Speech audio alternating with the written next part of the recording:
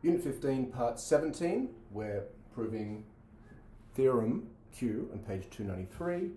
As per the last part, we started, I stressed, put the theorem down the bottom. Very first thing that appears is this theorem down the bottom, analyze its structure. We determine it as a conditional. We see it's a conditional. We assume the antecedent, okay? That's the outside line. Right, this is the main line. So this is the main line. The first step is an assumption, as is always necessary for a theorem. We've assumed the antecedent, put the consequent down the bottom.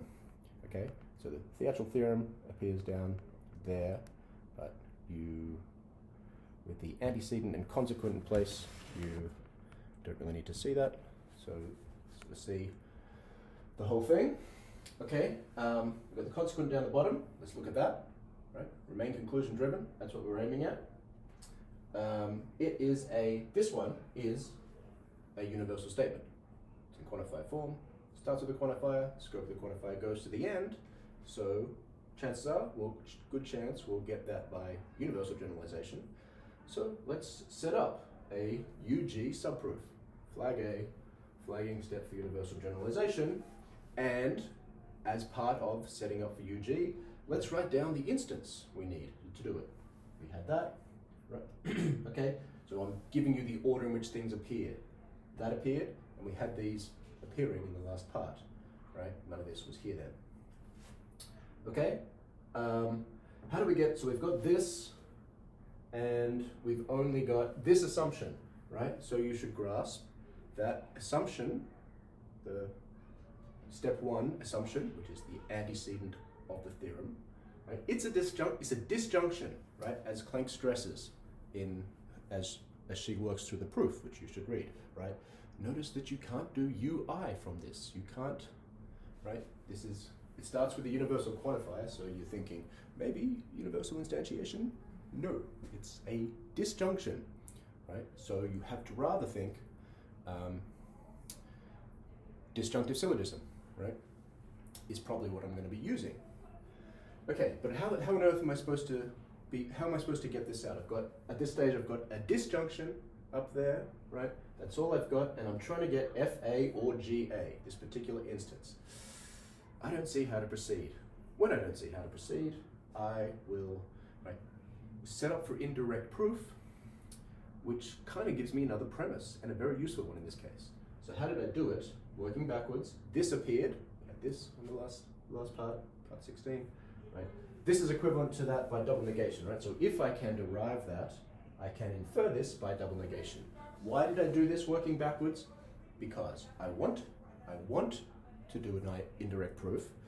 The conclusion of an indirect proof is a negation. Form is assume P, derive something of the form Q and not Q, derive the contradiction, and you can infer on the main line not P. It has to be a negation, right? So whenever you do have a negation, a formula that is a negation, you can assume the unnegated formula, derive a contradiction, and infer that negation. But the conclusion has to be a negation, which this isn't. It's equivalent to a negation. This is not brackets FA or GA. Okay. So I assume that, right? So hopefully you can all see and correctly determine that what is this formula? This is a negation. The major operator is a negation. What's it a negation of? That. Which means I'm assuming that. I'm assuming a happy face. Negated disjunctions are happy faces.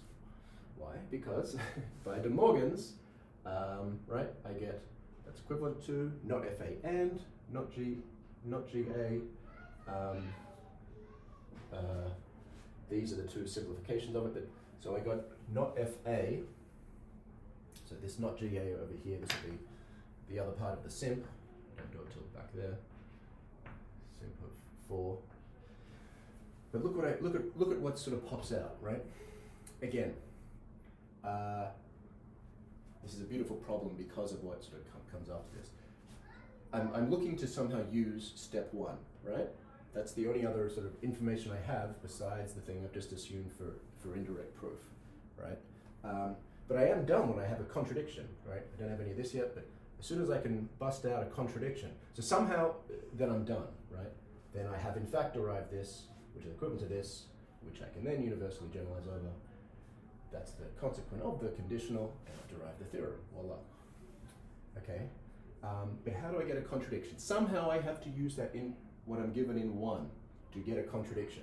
Somehow 1 has to combine with the assumption neither FA nor GA, right? So how do I get it? So look at this move. Pay attention to this move. Okay, I've got FA. I've got not FA. Please attend to the form of this existential generalization. This is an e.g. If, what does this say? If it is true that A is not F, right? Not FA means the predicate F does not apply to A. A is not F, but it is it's a negation, but it's some positive information. A is not F. You can infer from that that there exists something which is not F.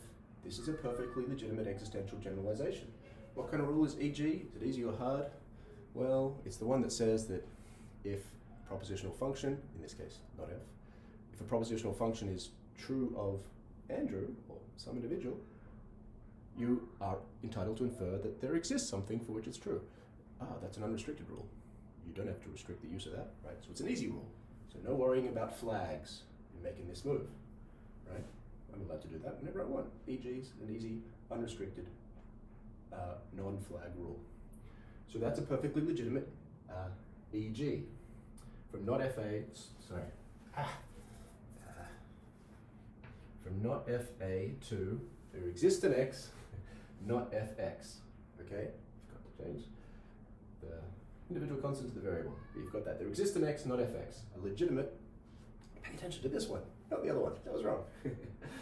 There exists something which is not Fx. Why is that useful to me? Well, if I've got my Qn rules running back and forth, Qn, not CQn, but Qn, quantify negation equivalence rules, running back and forth in my head, I know that this is equivalent to, right, this is something is not F, so not everything is F, right? Remember how Qn rules work. Three things change going from one side to the other. The quantifier changes. If the quantifier is negated on one side, it's unnegated on the other side, and vice versa. And if the propositional function is negated on one side, it's unnegated on the other side. 1, 2, 3, things change. Right? Go back to the Qn rules, Unit 11, and she runs through that when she first presents them. And in Unit 15 here, Klenk, presents the Qn and the CQn rules again because they're crucial for proofs. Right? You won't be able to do proofs without having mastery of the CQn and the Qn rules. Okay, you just need them to get where you're going. You won't get where you're going if you don't have them. So learn them. So I Qn to this, and voila, look at that. That is the negation of one of the disjuncts from 1. Okay, that is the negation of the first disjunct, which means I can do a disjunctive syllogism to the other disjunct. What am I doing? Where am I going? Why am I doing any of this? I'm trying to get a contradiction. Looks like I'm almost there, right? I've got this not GA hanging out, right? The happy face means I can simplify to not GA whenever I want.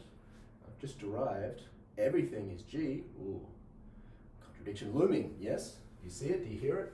Everything is G, but A is not G. Everything is G. That's a universal statement. With them we can universally instantiate. That's an unrestricted rule, right? Even though I have been told that A is not G, I'm also told that everything is G, and since this is an unrestricted rule, I am entitled to instantiate to A. There's nothing wrong with that instantiation, and if you know what you're doing and where you're going in this proof, you shouldn't be in any way apprehensive about the fact that you're about to get a contradiction, because you're in the context of an indirect proof, and what you want is a contradiction, right? So yes, let me go ahead and, okay, first of all, what did I do? Oh, that was simple, yes. This is universal instantiation. Numbers might be wrong. I universally instantiated from everything is G to A is G, and I've got not GA. Do note, right, so I've got my contradiction, I've got GA and not GA, right? Do note that your last line of an indirect proof does in fact have to be of the form Q and not Q. So you are not done just because you've derived the GA and also on another line a not GA. You've got to conjoin them. The last line to fit rigorously the form of the proof, you need GA and not GA. That's what this says. GA and not GA. If you can read it. Okay, and that's it. Now I've finished my subproof for indirect proof. I'm entitled to infer the negation of what I assumed, which was not either FA or GA, neither FA or GA. You can read that. So not either FA or GA, double negate that. That's the instance from which I do my universal generalization of just completing the annotation of the proof in my writing in terms of what appears when, right? That's the UG of 13, I think it's 13, I missed one. I think it's right. UG of 13, that's step 40, that's my UG, and then I complete my annotation of the last line, right? That was the theorem, that was down the bottom. That's the very last thing I wrote down.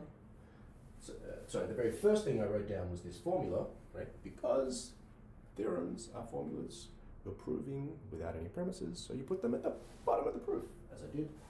But now that I've proven it, I give the justification. I proved it by conditional proof, steps 1 to 14. All right, we are at the end of Unit 15.